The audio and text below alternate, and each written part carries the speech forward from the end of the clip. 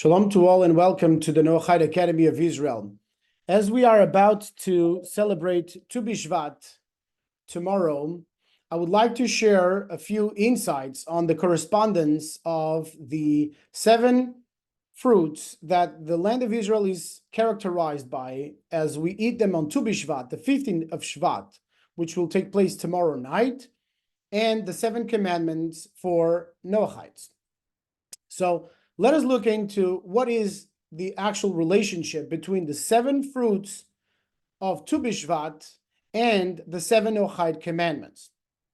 In order to do this, we will look into the book of Deuteronomy, Devarim, chapter 8, verses 7 and 8. Before we actually do that, I want to mention that the 15th of Shvat, Tou Bishvat, which is Tet Vav, which is corresponding the number 15 of the month of Shvat that we find ourselves in right now in the secular calendar. It is the end of January, the 23rd, which is going to be tomorrow, the 24th of January. We in the Jewish calendar, and of course Noahides, are definitely invited to do so, to celebrate with us the Rosh Hashanah Leilanot, the new year of trees, that we celebrate as the new production from the trees will begin tomorrow. The earth is soaked with water and the trees are ready to begin a new production. So first, what are the 7 fruits of Israel that we eat on Tou Bishvat? On verse 7 in chapter 8 of Deuteronomy, we find the following verse. Ki Adonai Elohecha mevi'echa el haaretz tova, eretz nachalei mayim, einot uteomot yitzim babik'ah uva'ar. In English, we would have, for the Lord your God is bringing you to a good land, a land with brooks of water, fountains, and depths, and emerge in valleys and mountains. This is when Hashem was talking to us, coming out of Egypt, telling us that he was about to bring us to a land full of abundance. If we continue to verse 8, it states, Eretz chita useora vegefen uteena verimon eretz zait shemen udvash. Here, Hashem clearly mentions the 7 fruits of Israel, and in the English translation, we would have a land of wheat, barley, vines, and figs, and pomegranates, a land of oil, producing olives, and honey, which is dates, honey. So here we have the 7 fruits that the land of Israel is characterized by: wheat, number 1, barley, number 2, grapes, number 3, figs, number 4, pomegranates number 5, olives number 6, and dates number 7. So what is the connection between the 7 fruits of Israel and the 7 Noahide Commandments? Let us look into it together. Number 1, wheat corresponds to the commandment of family unity.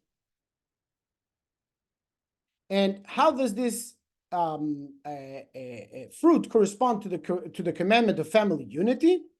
As the divine emanation that is connected to wheat and to the commandment of family unity is the emanation of chesed, loving kindness.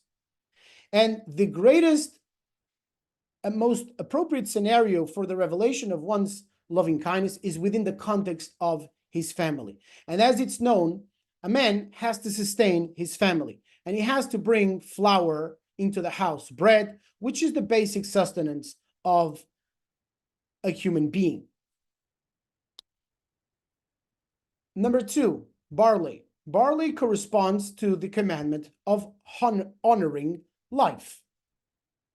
The divine emanation that connects barley and the Noahide commandment of honoring life is the emanation of gevura, which is courage and strength. So Honoring life is to respect others' life. Barley is generally a food that we give to animals. So it's referring to the animal soul within man that, if not controlled, can become aggressive and violent and eventually transgress the commandment of respecting and honoring life. Number 3, grapes. Grapes correspond to the commandment of honoring others' property. The divine emanation that connects the two is Tiferet, beauty and flexibility. This connects to the commandment of honoring others' property, as in order to become a beautiful person in society, we need to be balanced and acknowledge the boundaries of others' property. In the same way that we want other people to respect our boundaries, we also have to respect others' boundaries. So therefore, we have to achieve this beautiful balance. And grapes, as you all know, is the fruit that we use in order to make wine, and this rejoices the heart. But in order that the joy will be balanced, we need to drink with measure. We need to be able to rejoice, but not too much, in order not to overstep others' boundaries. So this is the connection between grapes and the commandment of honoring others' property through the divine emanation of Tiferet, beauty. Number 4, the fig corresponds to the commandment of faith and belief in Hashem, the God of Israel, the only God. As you all know, the fig leaf was what Adam and Chava used after the sin of the eating of the tree of knowledge of good and evil. So that was the compromising of the faith in Hashem, when we disrespected the commandment of Hashem not to eat from the tree of knowledge of good and evil. And the divine emanation in the soul is, of course, netzach, victory or faith, the perseverance to continue attached to our faith in Hashem, and is expressed by our continuous work in refining our thought, speech, and deed, the garments of the soul. At the instar of the leaf of the fig tree, we was used as a garment to hide the nudity of Adam and Chava. We too also need to work on our garments of the soul, and they are all based on our faith on Hashem, the thought, speech, and deed. Number 5, pomegranates. Pomegranates, and I'm sorry that I wrote grapes there. It's only pomegranates. Pomegranates correspond to the commandment of honoring Hashem.